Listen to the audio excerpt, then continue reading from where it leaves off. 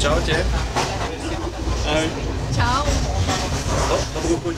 Ďakujem. Kam cestujete? Do Košíc. Presne tak. A čo tam? Bude pochod za život. No a? Prečo? Tak ideme pochodovať. Ideme sa prihlásiť k tradičným hodnotám a k tomu, čo sa ťažko dokazuje, lebo je to samozrejme. Teraz je ten správny čas dať najavo, že sme za život a že ten život treba chrániť. Ten základ je v tom, že my život nevieme vytvoriť, nevieme ho darovať. A to je úplne...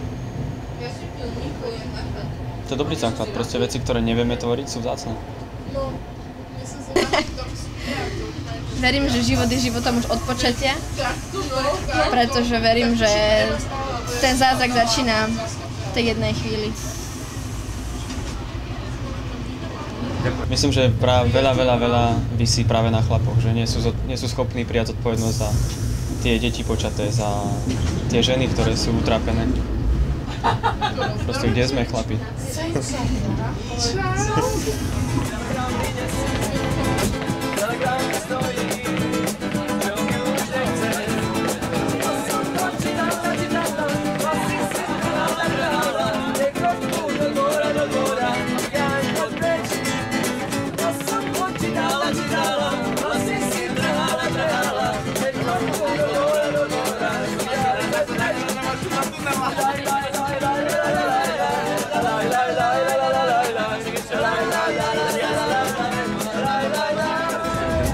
Ja už mám rodinu vedľa.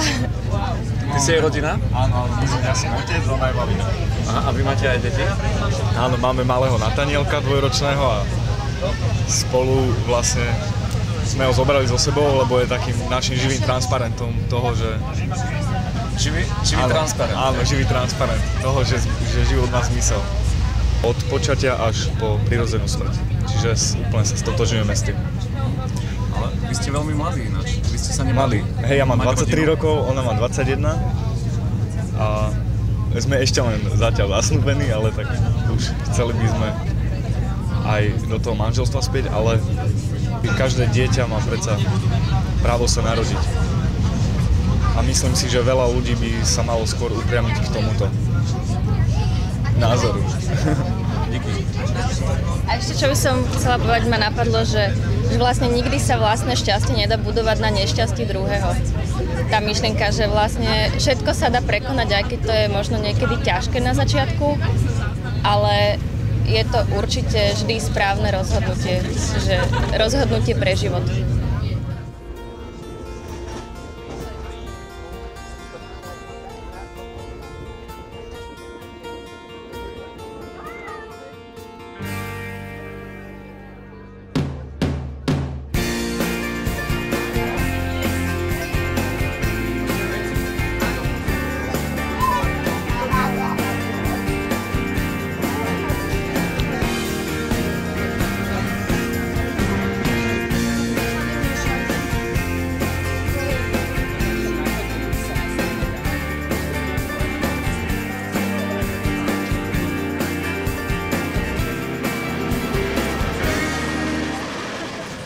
Cestujem do Košíc takým špeciálnym vlakom, v ktorom všetci cestujúci sú zjednotení za jednu myšlienku a to je za život.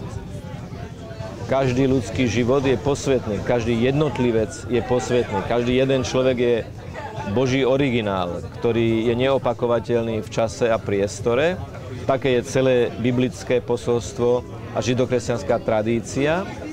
A z tohto dôvodu každý počatý život je človek v plnej miere, pretože aj keď je to v prvých štádiách vývoja, je tam potenciál budúceho jedinca, ktorý je neopakovateľný vo svojej kráse, pretože je, tak povedať, Božou vôľou. Boh chce, aby človek existoval. Boh je Bohom živých a nie Bohom mŕtvych. Ja všetkým prajem šťastnú cestu a teším sa na stretnutie v Košiciach, ale aj na stretnutia na ceste do Košic.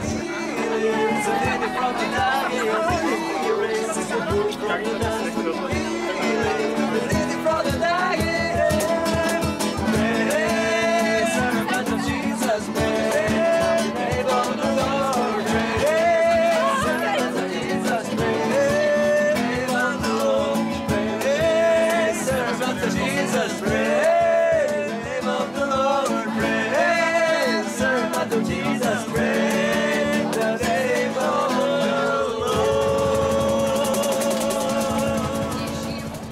Drevení ľudkovia, ktorých vyrezal jeden tesár, ktorý sa volá Eliáš.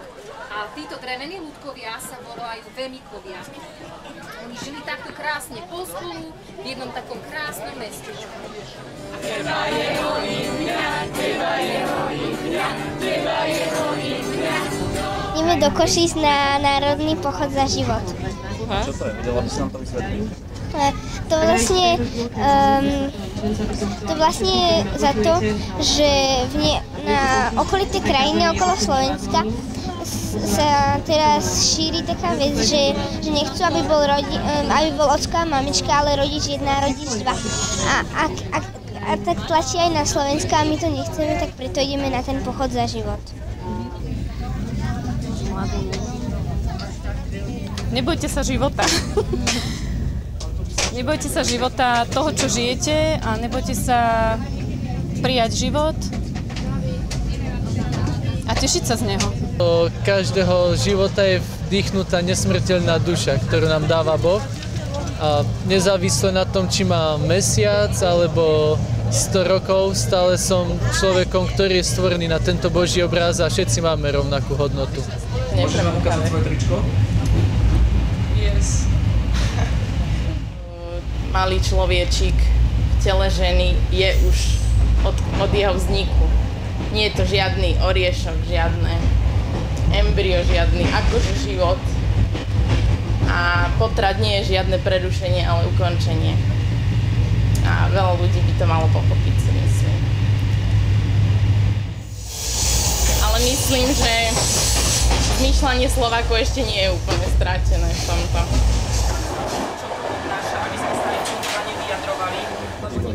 Keď budete hovoriť, tak toto stlačte. Skúste. Na mene Otca i Syna i Ducha Svätého. Anjel Pána zvestoval Pane Márii, a ona počala z Ducha Svätého. Zdravá vás Mária, milosti plná, Pán s Tebou, požehnaná si medzi ženami a požehnaný je plod života Tvojho Ježiš. Svätá Mária,